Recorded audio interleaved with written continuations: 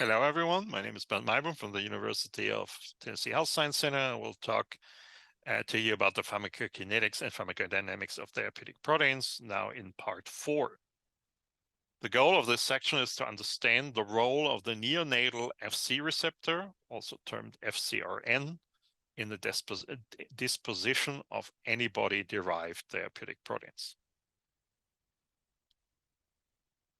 Shown here is the typical structure of an immunoglobulin G molecule, which has this Y-shaped structure where you have two light chains and two heavy chains that are connected through the disulfide bridges, and you have two antigen binding sites on the ends of these molecules on one side,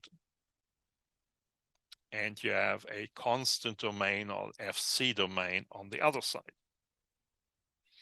On the FC domain, there are a variety of different binding sites that are specific for the interaction with so-called FC receptors. And one of the FC receptors we want to focus on is the neonatal FC receptor, FCRN. Even though it's called the neonatal FC receptor, it's equally expressed in adult individuals and not limited to neonates.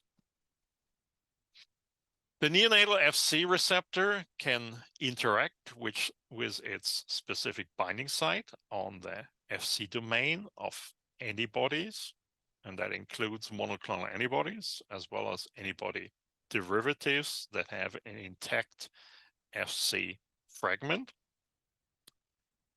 And the process works that way that when molecules, therapeutic proteins from the bloodstream, this is the vascular space here, and this is the intracellular space in endothelial cells or monocyte. When a vesicle is formed in the membrane by this pit, then this vesicle can include the fluid from the vascular space, which includes therapeutic proteins like IgG molecules, endogenous ones, as well as monoclonal antibodies, for example, but also other therapeutic proteins here symbolized in yellow. Once this vesicle is formed and is moved and processed in the cell, it is usually acidified with a pH of approximately 6. And in that process, the binding site on the FC domain of an antibody can bind to the neonatal FC receptor, FCRN. And FCRN is shown here. It's basically a membrane-standing heterodimer that ultimately is included in this membrane.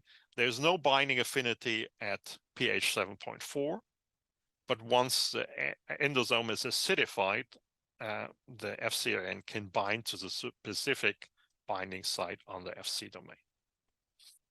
The consequences of that is that now this FCRN antibody complex can be sorted out into a sorting complex and then into a recycling endosome, and can be transported back to the cell surface, where once the vesicle is opened up and the pH is adjusted to 7.4, since this was a pH-dependent binding, there's no binding affinity at pH 7.4, so the antibody is released out of the binding to FCRN and is basically recycled. In contrast to therapeutic proteins, like the ones shown here in yellow, that basically do not interact with FCRN, they undergo lysosomal degradation. So this FCRN-mediated recycling process is an efficient process to prevent IgG molecules from undergoing lysosomal degradation. The consequence of that is that you have a substantially increased residence time and substantially increased elimination half-life for IgG molecules compared to other similarly sized proteins in the body. The half-life for IgG1 2 and 4 are natively around the 18 to 21 days. IgG3 has a lower binding affinity to FcRn, and by that the recycling process is less efficient, and by that IgG3 molecules have a half-life of approximately 7 days. And if you give, for example, a murine IgG molecules to a human that has a very low binding affinity to FcRn, you have a half-life of 1 to 2 days. Now, the FCRN recycling process, even though it is an interaction of a therapeutic protein with a receptor, is usually not soluble at therapeutic concentrations at which most monoclonal antibodies or other therapeutic proteins that have a FC domain, and by that a binding site to this receptor at doses that these molecules are used at. The efficiency of this process is shown in this little graphic where you have in plasma usually a concentration of approximately 12 milligrams per milliliter of IgG molecules, so immunoglobulin G endogenously. Of that, 7.4% is everyday newly synthesized, but 18% is actually taken up into, for example, endothelial cells or reticular endothelial system cells for catabolism. Now, 2/3 of that are recycled. So that's through the FCRN recycling process. And then only 1/3 is actually degraded. Now, this recycling process is not only limited to IgG molecules, but it also includes albumin. So albumin molecules also have a specific binding site for FCRN. By that can also be recycled, and that FCRN recycling of albumin is also the reason why albumin has a relatively long residence time and long half-life in the systemic circulation. The recycling process for albumin is shown here. 15.7% are taken up every day for degradation. Only 1/3 is recycled and 2/3 are degraded. So the recycling process is less efficient for albumin as it is for IgG molecules.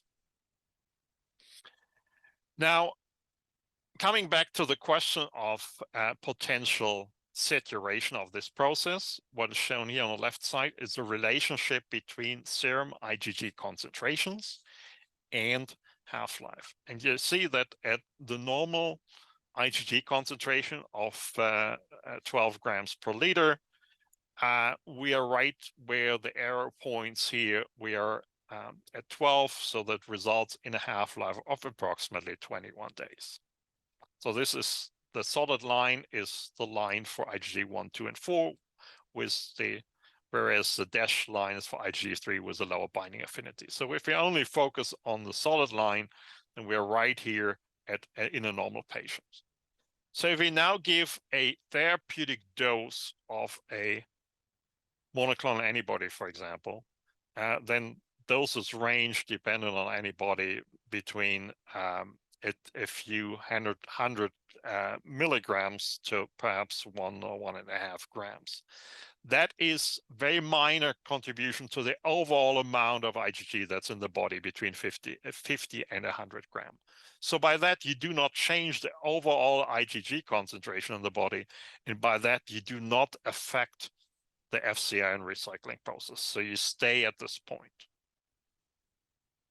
You would only change that process if you give either massive amounts of immunoglobulin G, and that's sometimes done by intravenous immunoglobulin therapy or IVIG therapy, where you give massive amounts of IVIG. In that instance, you could imagine you increase the serum concentration of IgG. By that, you start to saturate the FCRN recycling process. More molecules compete for the same number of FCRN receptors, and by that you get a less efficient recycling process and a shorter half-life. The opposite could occur, or Now, another example for that would be disease conditions where you have a largely increased immune globulin concentration. One example for that is multiple myeloma, where sometimes you have highly increased molecular species that interact with FcRn, and by that you have, again, more competition, so that if you now would give a therapeutic protein that uses the same recycling process, you would end up with a shorter half-life due to this competition for the FcRn recycling process.